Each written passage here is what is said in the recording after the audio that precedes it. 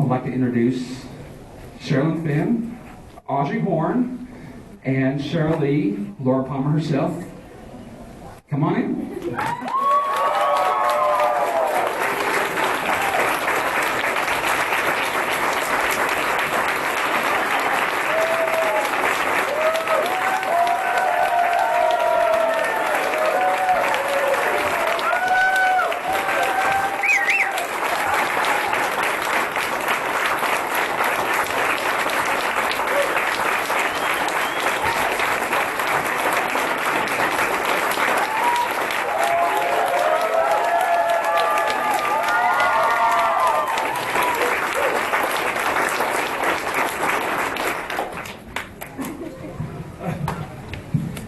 Bless you all. Thank you.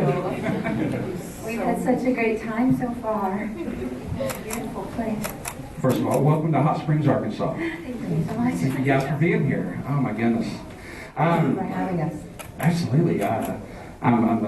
This is amazing because I've been a Twin Peaks fan since I was in high school. So I'm sitting here with two icons here, so it's pretty surreal. But there's so many questions I would like to ask you guys, and we're going to also take some audience questions too. I'm sure you guys have some questions out there. But I kind of want to touch base with. I would like to start with the original and then jump back into the return, if that's okay. I'm an actor and a filmmaker as well here in Arkansas. Let me introduce myself. My name is Johnny Graham. I'm from Conway, but I'm also a filmmaker here in Arkansas, and I do some acting and whatnot. So this is a real treat, and the filmmaker side of me, of course, is very curious on the relationship you guys have with David Lynch, and how you've formed an incredible relationship with him. I'd like to go way back to the day when you first had the opportunity to audition for Twin Peaks. How did that feel, and how did everything come about? So David meets people. Basically looks at their pictures, and I think he kind of intuits if he wants to meet them or if he thinks that they'll fit in or whatnot. And I was there like many young women my age. I think I was there just for possibly Donna or Shelley. And it was really interesting because, long story short, I went into the appointment for the first time. Somebody had told me to be myself and to not try to be somebody else. And I was, new to the business, so it was like, oh my God, this is my next appointment. I'm not going to try to oh hi, do you like me, and just be myself. So it went well, and I left, and the casting person called my agent and said I should have been more positive. They were really mean. It's like, I shouldn't be myself. But a week later, they called. David Lynch has written her a role. So Audrey wasn't in it. What the heck? I mean, it's shocking to me, even because, and it was just this little role. And I don't know what happened. I'm so amazingly grateful. Because the best thing an actor can have is your work to stand the test of time. So thank you.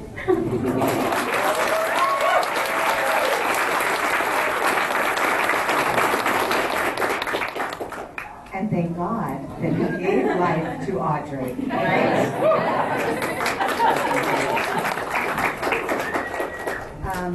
I had moved to Seattle to study theater and had an agent up there who had my headshot for commercials or anything, just in case. And I got a call that David had seen the headshot. He was in town.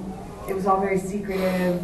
Nobody knew what it was for, but somehow there was this dead girl, and he had seen my picture and got me.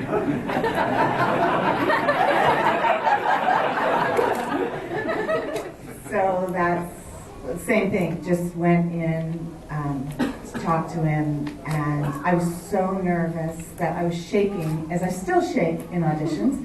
I was shaking so badly I had to sit on my hands because I'm so nervous. And just talk to him a little bit about what it would be like to be wrapped in plastic and painted gray and put in freezing cold water. And I was fine with all that. That's the beginning. Well, let me ask you, obviously, y'all was familiar with David's work beforehand. Was there anything that y'all was like going into Twin Peaks? Did y'all have any like, guess the direction y'all was going to be going into? Was y'all sure if it was going to be a narrative direction or something more experimental, like for the show? Was there any? Did David like? Did he project anything like that? Whether it's going to be as quirky as the show had become? No, not. I mean. The interesting thing is that you read a script and then when David does it, it's completely different. It just is. It's not the same. It's not. And I mean that's why I went in and I was like for the script. Well, everyone's sleeping with everyone, and I was honest. I didn't think it wasn't on paper this amazing piece. You know, it wasn't. It was a soap opera. They were saying. What's that old soap opera? Oh, I won't remember the name of it, but there was this old soap opera that was really popular like in the 60s, in the evenings, 8 o'clock, nighttime soap opera, and they would say it was kind of like that, but David Lynch. So, yeah, no, I didn't read it, you know. I mean, and you know, you're there shooting in a high school, and then you're just, everybody be quiet, action, you're shooting the clock. Right? But the funny thing is then I remember later, it made me remember when I was at school. And if you ever walk down the hall late and there's that buzzing, but then the click too of the second hand, he's brilliant. Now, the location that you guys shot in, North Bend, I believe that's where you guys shot up in Washington. When you were cast to be a part of this, and y'all did go up to North Bend, was y'all aware that? I know you started off with the first season, I believe, had only like 8 episodes. The second season had 24, I believe. Was y'all? And I want to touch on to the phenomenon of Twin Peaks after it was released. But did y'all have any idea that it was going to take off like it did? No, I mean, I had no reference point to anything like that because, like I said, I was living in Seattle doing theater, and I was just hired for a few days for the pilot, and then they all left and went back to Los Angeles, and I stayed in Seattle and did theater and just sort of went on with my life. And so then later got a call from David about coming back to play another character. And then that's when I moved down to LA, and then it was a bit like getting on a roller coaster ride and having no idea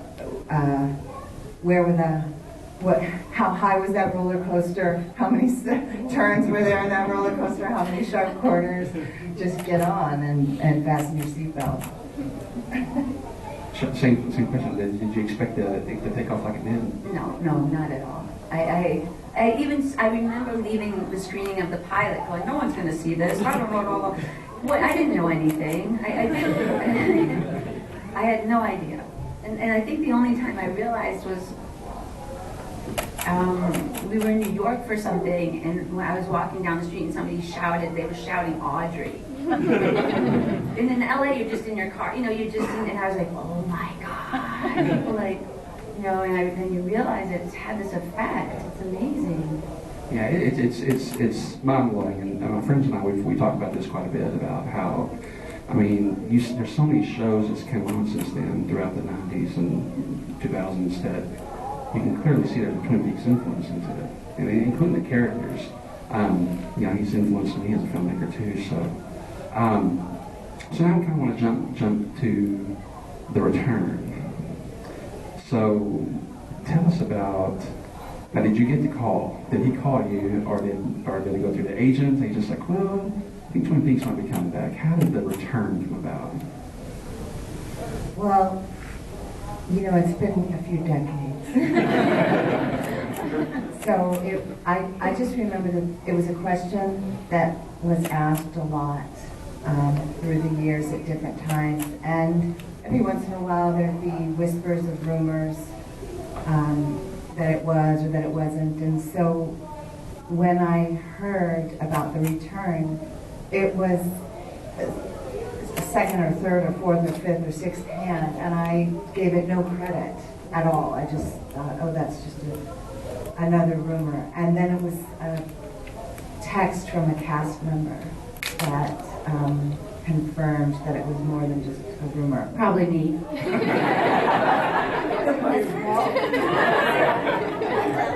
Can't tell.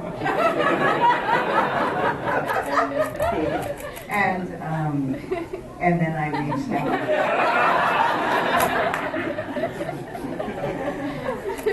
And then I eventually had that rumor confirmed enough that it made me reach out to David or David's team somehow and say, "Is this real?"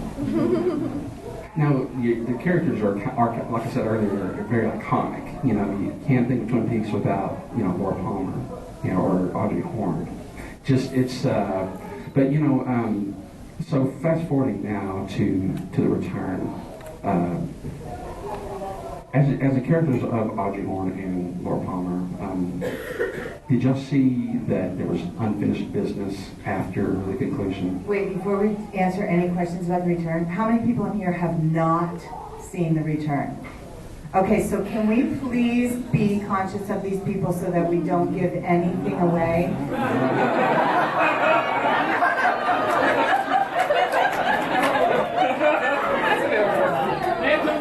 Spoiler alert, everybody.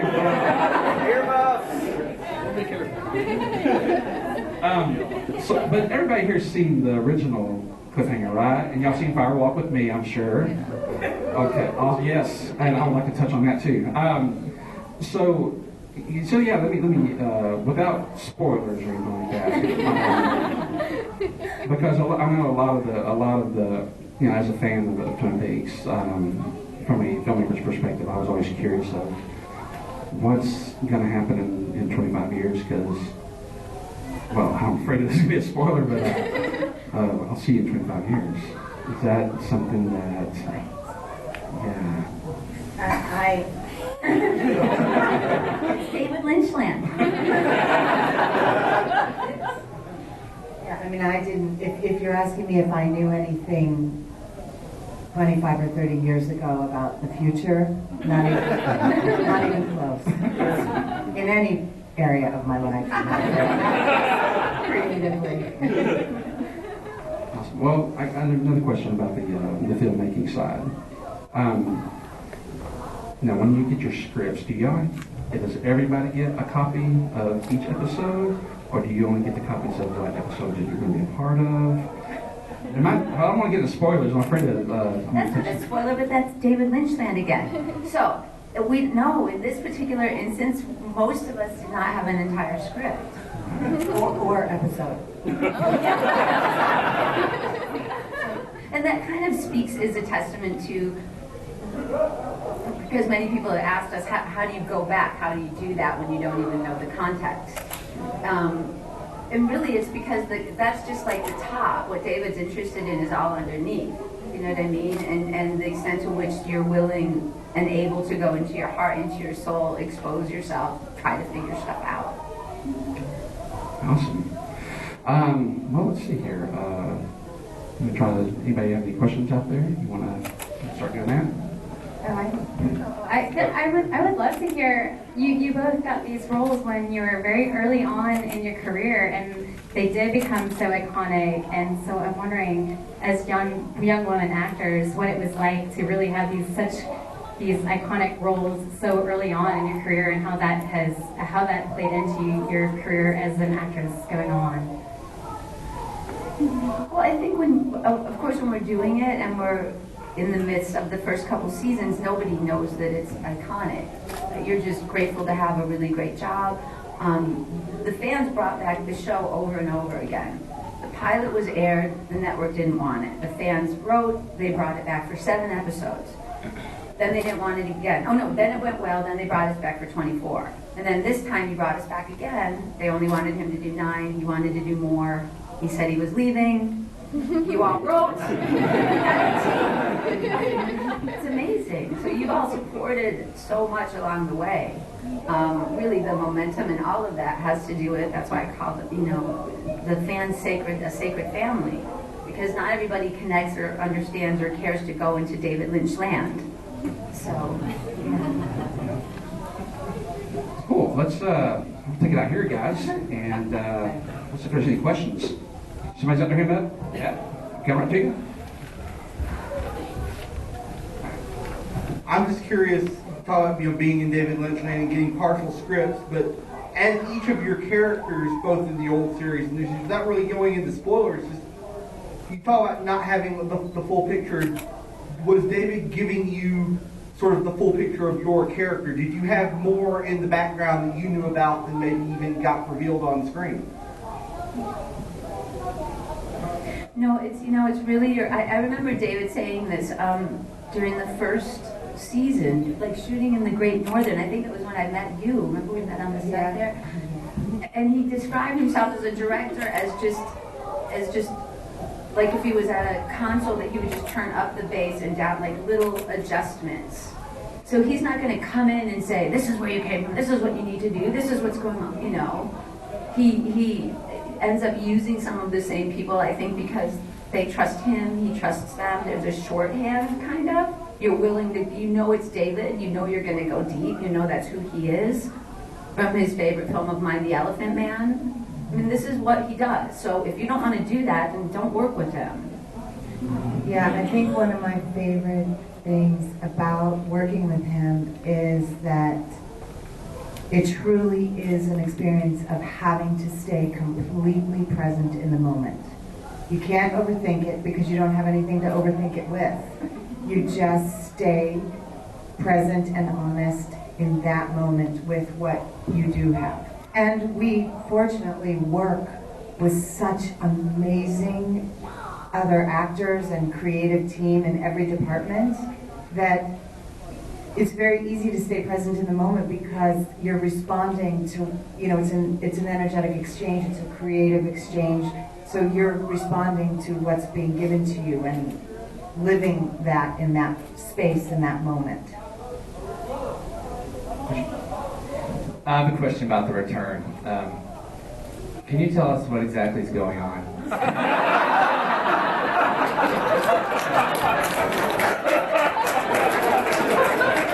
Actually, it's incredible. It's the best show I've ever seen. Now you sound like my mom. She called out you with being angry.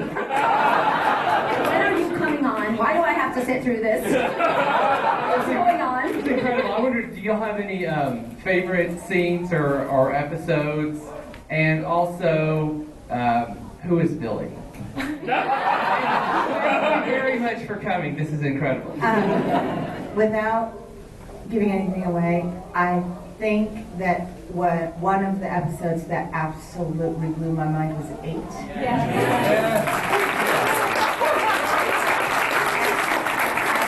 think this is the right one, right? And so if you've seen it, you know why that one blew me away. Just in terms of artistry and doing something that I hadn't seen done on television before. Just the mastery of an artist to express themselves in that way with so little dialogue and so much beautiful imagery and sound and music and I love all those textures, how he works with sound and that. Oh, it's amazing. I did not know he did his own sound design, and it's incredible, especially with sound being such a difficult part of making films. And I saw his name in the credit, and I thought, oh my gosh, that makes me feel even better. So incredible. Good question. Hi. Well, there wasn't a lot of overt context for what was going on with Audrey in The Return, so I'm just wondering what sort of emotional direction were you given? Because we're not given a lot of, without spoilers or anything, we're not given a lot of real clues as to what's going on. So what were you given to work with? What did you base your performance off of?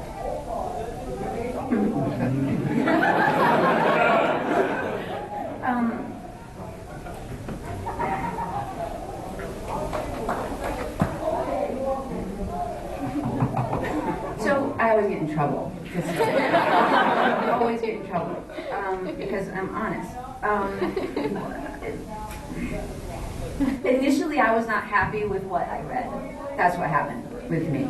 And we got in a fight, and he brought back something that was Like, I read it and I was like shaking and crying, and I can't say specifically what it was. I can tell you what my job is. My job is to illuminate the human struggle, my human struggle. The more honest I can be with showing who I am and what I'm struggling with, the way I would tell a friend, hopefully the audience would get their own version of it. It's like, what is happening in this show? It's whatever you get. It's like wherever it touches you. He would never say, this is what it is, and it's just about whatever it kind of triggers inside of you, and hopefully you learn more about yourself by looking at those things. It's really just as simple as that. So when I got those pages, oh my God, I was just like, it was so close to so many things that I can't really say it's this or that. I just know that my job is to stay open, and even just as a woman in the world, to keep trying to grow. That stuff was like, like, seriously? Thank you.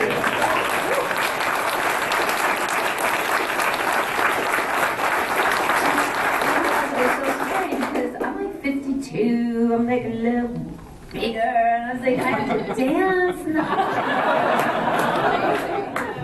It's a second season. Yeah. Yes.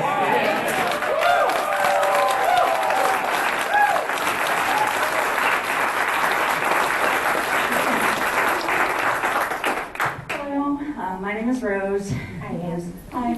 I was wondering, this is directed at either of you, if it was entirely up to you, would you rather see a season 4 or another film like Firewalk with Me? Season 4. Yeah.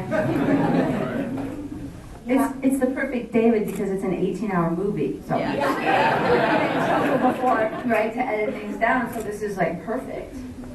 Yeah, especially now because television has changed so much that you can make these little films for television. 30 years ago, it wasn't like that. So yeah, I like that. Creatively, it's an interesting opportunity to have that many hours to tell a story. Well, it's totally amazing because it's so cinematic and it looks so different than the original series. And my neighbor was sitting here in the front row, we were talking about it, and Tony said, yeah, this is a 18-hour film. And I can't wait till we sit back and watch it for 18 hours. It's going to be incredible. Good question. Back to talking about the idea of television changing. Since the original series was on network television and you had to kind of scale back some of the themes and the language and the violence, moving both into Firewalk with Me as a film and then on Showtime where you could be a little bit more risque and have much more foul language and violence, was it jarring or was it more liberating for your performances to move into that realm? Well, can I just say really quick, it's jarring to me that in our world today, there is so much more expression of violence and that kind of language. You turn on the news, you hear kids walking down the street that way. It's in the culture. That to me is jarring before we even get to having a conversation about that expression of that in art.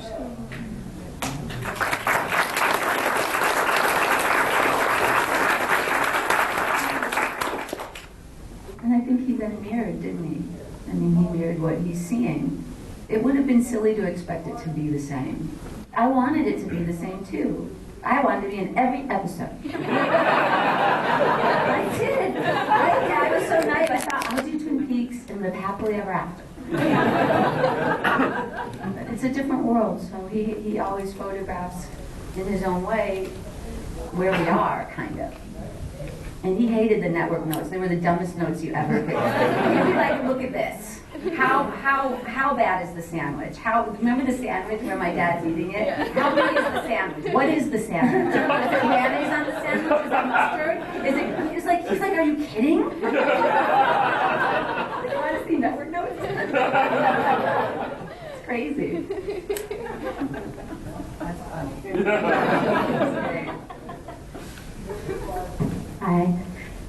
My question is kind of personal. I was wondering, since Twin Peaks is full of complicated parent-child relationships for both of your characters, did making and then watching Twin Peaks affect who you became as parents? Hell no.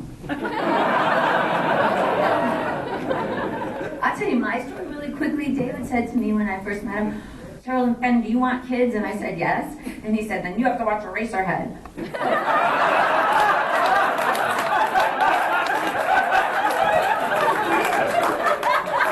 I came back a few days later, I'm like, you're weird, I watched it, and I still want kids. Hi. Yeah, no, but I will say that the compassion that I have for my own parents, now that I am a parent and have gone, like, I can't imagine what my parents went through watching their daughter in that role. Do you know what I mean? So I just, that's what comes up for me. I mean, I've tried to keep my own child from seeing certain films or episodes that I've done. Yeah, so I just keep thinking of the journey that my parents have taken this 30 years. I mean, in a perfect world, and it doesn't have to be perfect. In the world of being an actor, the deeper you go, it's cathartic. You release this stuff, and you don't have to bring it into your life. And I'm fortunate enough to have a very brief conversation with Ben Kingsley, and I went to see this movie that he was in, Sexy Beast, and then he was there for questions. And I was young, and it scared me. I said, how do you go that dark? Because I knew the other actor in it, and I knew that that's how it's a long story. But I just said to Ben, how do you, doesn't it, I would be afraid of getting stuck there. And he's like, on the contrary, darling. It's so amazing. But he's like, it's rather cathartic. You never take it home. And I was like, oh, Ben Kingsley, you better listen to that one. You go and then you leave it. You get to grow from that. To touch on that with Fire Walk With Me, Sheryl, your performance is, it hurts. It hurts my heart. Every time I watch it, I just feel so, so much hurt for the character. Going that dark, did it take a lot out of you as a performer? And did it, Well, fortunately, I was working with brilliant actors, and again, I felt like I got to learn so much from Ray and Grace, and the way that we shot it, the time aspect of it, there wasn't really a break. It was just go in, do it, be immersed in it. On that note, I would like to say that I hadn't seen it for 30 years until about 6 months ago. And as a mom and as a 50-year-old woman now, what breaks my heart is that is just a story. But the statistics of how many people this is still happening to, that's what breaks my heart. That's what we've got to figure out. How do we do something about this? How can the statistics still be so high? Why? Where does it start? Where can we intervene? What are we missing? What are we not seeing that's right in front of our eyes?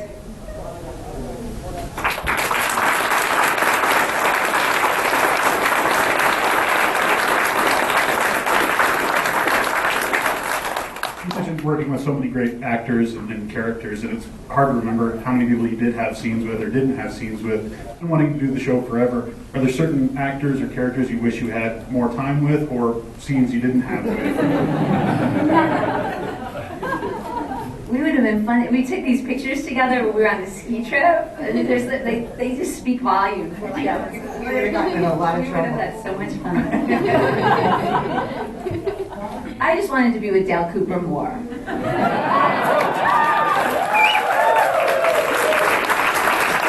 mean, not to be Audrey.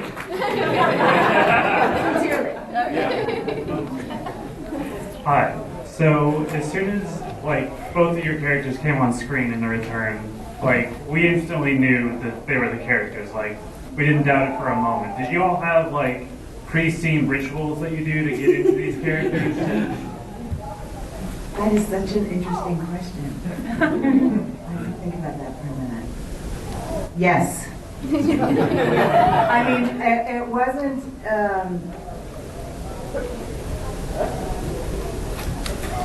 it's such a creatively, it's a very interesting challenge to be asked to revisit something, because we change and we grow as people, as women, as artists, and so to find the thread of the life force of something, to pick it up again so many years later, but it's in a different way.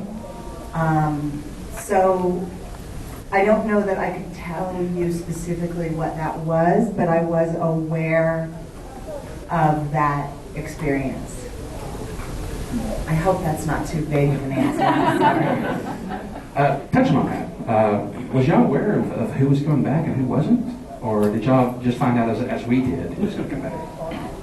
Well, when we were told everyone was coming back and it was going to be great, and it was like, hey, we're coming back, we're doing it, and great. So we thought it was just going to probably be like everybody else thought, that it was just going to be almost the same thing 25 years later. Yeah. And were there any surprises? Anybody that showed up that surprised y'all? Yeah, hundreds of them. What the heck? Everything is a surprise. I understand if maybe this isn't a question that you should answer, but there's a scene in episode 8 that of the return that I guess a lot of viewers would say gives the impression that Laura is some sort of force of good that's been put upon the world. On the other hand, there's a scene in the original series where Dr. Jacoby refers to Laura as this kind of corrupter, as a corrupting force. What's your take on her? Do you think she's a force of good or a corrupter or neither? I had forgotten, isn't that funny, when I was talking about 8, I had completely forgotten that was in 8. I was thinking of all the other visuals, and I had forgotten that scene even existed until you just... I don't want to describe it. No, I know, yeah. I completely forgot all about it until this very second. Because it's not part of my... You're not actually acting in that scene. Yeah, exactly. And so it's not part of my creative experience, because it's almost like you could take any person, right, and look at them from the outside and say they have a good side and a bad side, or right? We have our one self and we have our shadow self, right? So that whole visual experience of that character was from someone else's perspective, not my experience of bringing life to that character. So I honestly have I wish I had a better answer for you, but I don't know. And it's, in a way, it's not up for me. I almost feel like it's not my business to know. Sure. My business is to bring life to her. I feel that it's actually something that David's daughter, Jennifer, said. She's one of my closest friends. And she said that monsters aren't born, they're created. And, so that implies to me, that we all come from a source that's good, that's positive. And sometimes we are infected by things that happen here, people, places. I won't see that fire walk with me, because I won't watch my friend, I can't. It's upsetting to me. I'm glad I wasn't a part of it. I had been offered another film before they did it. I got yelled at, but I'd been offered another film. And it was great, Of Mice and Men, but yeah, I think that, which was a great film. I think it's pure, and I think that it more speaks to kind of the human condition, that all of our innocence encounters and gets beaten up by, sometimes raped by, sometimes destroyed by, in the worst possible way, Again, David Lynch land, he's going to take you where it's real. Sherilyn, both of you are excellent actresses, and you're amazing in both Twin Peaks and Fire Walk with Me. And the thing that blows me away about your performances is the way that you can embody these bizarre zones, these weird characters, doppelgangers, whatever's happening, you know? I was wondering if both of you could speak with how David Lynch gets those performances out of you and how you both bring what you bring to it. Because it seems to be extremely unique and different from any other director relationship I've seen. Well, I definitely can say that when I get my scenes, there's a part of me that goes, how in the world am I going to do that? How am I going to get there? And it kind of goes back to what I was saying earlier about I trust him creatively, and I trust the other actors that I'm working with creatively. And so I have to sort of do my homework, but then really, really stay present in the moment and surrender to, if my mind comes in and tries to overthink it or make assessments or assumptions, then I'm cut off from myself creatively. So I have to just stay open and present and breathe and use that part of our imagination in a way mixed with the part of us that has the experience of the tangible and sort of weave them together in that moment. I think it partly has to do with, it's almost like, I'm obsessed with Project Runway, and they always say that the challenge begins and ends at mood, the fabric, whatever. So it's David, it begins and ends with chemistry and who he casts and who he, because we don't connect with everybody in life. We just don't. There's some people where you're like, I'm going to kill them and I don't even know them for some weird reason, right? So he's not hiring those people. You know what I mean? There's some unspoken chemistry. There's something that happens. And then, in this instance, that we did Twin Peaks and then it turned into this thing to come back 25 years, we were just like jumping off the cliffs to dive in as quick as we could. Oh my gosh, this is so great. This is something that touched people. What's going to happen now, It's just exciting. And also, again, somebody so tried and true with David, not only with whatever personal relationship you have, but just him by himself. He's like the maestro. So. I want to touch on that. Casting process. Now, does David pair you guys up with any of the cast members? He doesn't read people. Oh.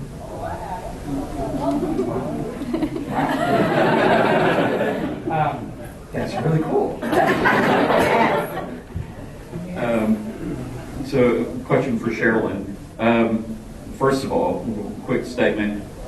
I'm Donnie's friend, and after watching episode 1 and 2, and just at the return, 1 and 2, I remember everyone's reaction online, and I was like saying, I knew immediately. It's like, this is an 18-hour movie. So all these people that are like giving up on it right away, it's like they don't get it. This is David Lynch's 18-hour movie. This is just the first 10 minutes of everyone else's movie. So I don't remember all the episode numbers for sure, except for 8. No, I can forget 8. It's amazing. But so in the episode, I think 15, it might have been 14, you did your dance.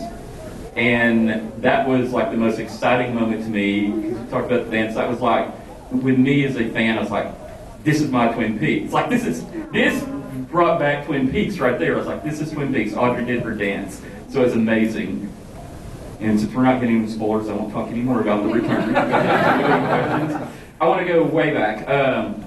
Mulholland Drive. Back time, I guess when that came out, I don't remember the year, but I didn't know the full backstory of Mulholland Drive beforehand.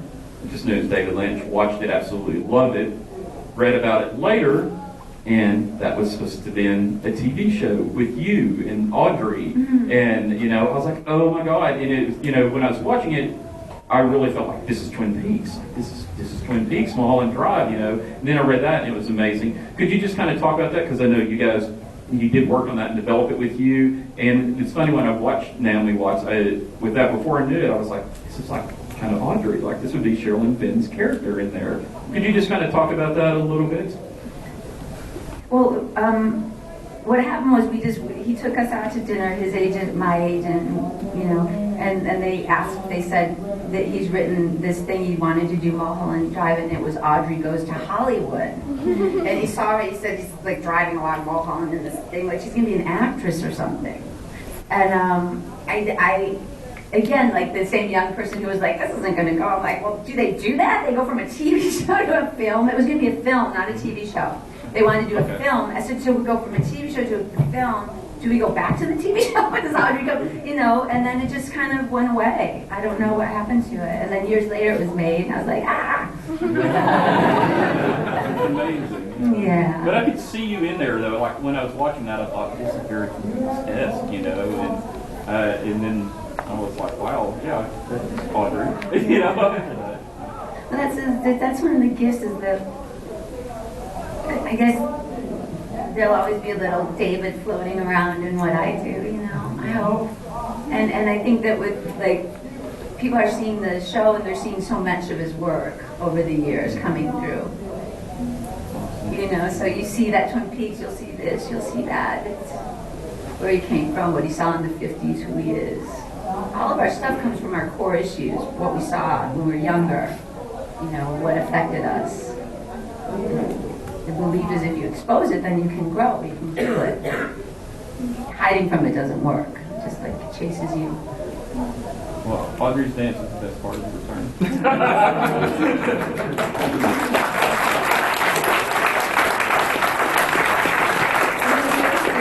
Was written on the day of this. Like we came to the set, and he said, "We're rewriting this scene. Sheryl Fenn, come over here. Laura, get us cappuccinos. We can go on a break. You're gonna dance." What? By yourself in the middle of a restaurant. The song we just wrote you. It's like so scared. I mean, if you look at me, I'm kind of shaking. Because I just didn't it was so trippy. I don't understand, but Immediately so iconic. Like it was just immediately then. Wow. I love it even more now. I was so grateful. I want to ask you guys real quick. Working with David Lynch, and I know you've worked with some wonderful filmmakers. And I'm just going to say Boxing Lane is one of my favorite films of all time. Thank you. Oh, yeah. So, working with the maestro, does it spoil you to work with other filmmakers? Hell yes. I'm sorry, but there's you're just oh. But if you're a good actor, you have to learn, you have to be able to direct yourself too, because there's so many situations that, people don't know what they're doing, unfortunately. And actually, Robert Downey Jr. and I, we had the same coach for years, and I heard him say this, and I was like, Roy told you to say that. And what Roy would say is the director comes up, and he's like talking to you like, okay, got it. And he walks away, and you do whatever the fuck you were doing. If you know they're not helping, and they're trying, it's not working, they're talking about the script, they're not seeing that you're there, you just, okay, absolutely. Fix your hearts or die. That's my favorite.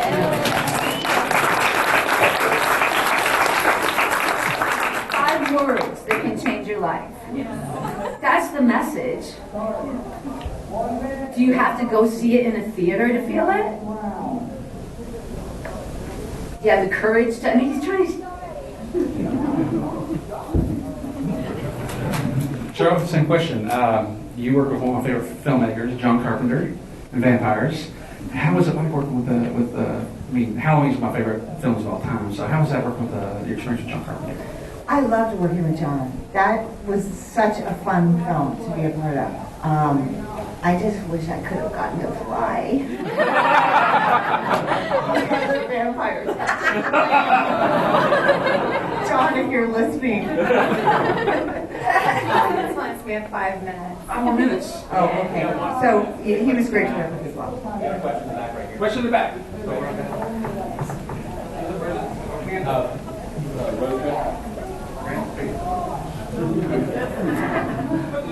up.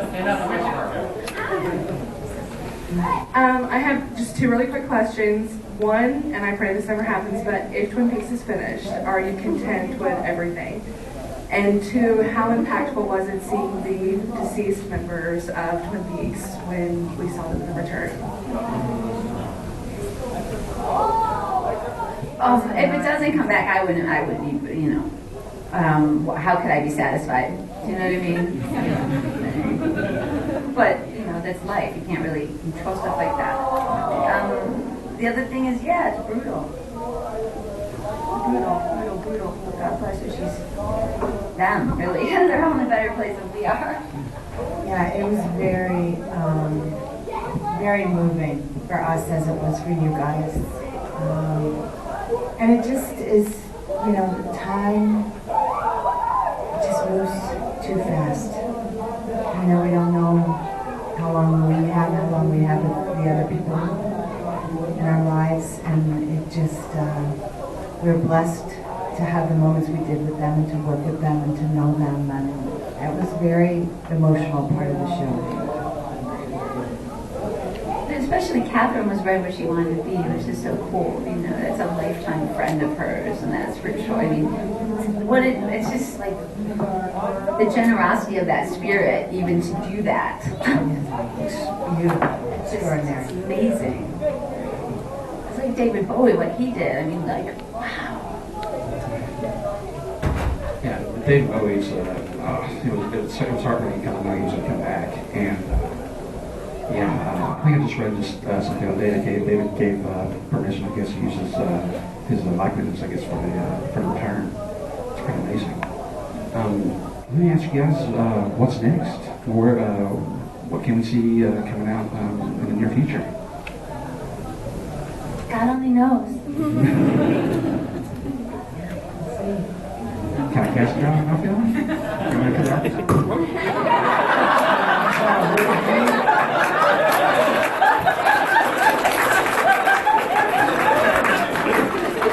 You guys need to come back to Arkansas and work with me. All right, guys, let's give it up. This is Sheryl.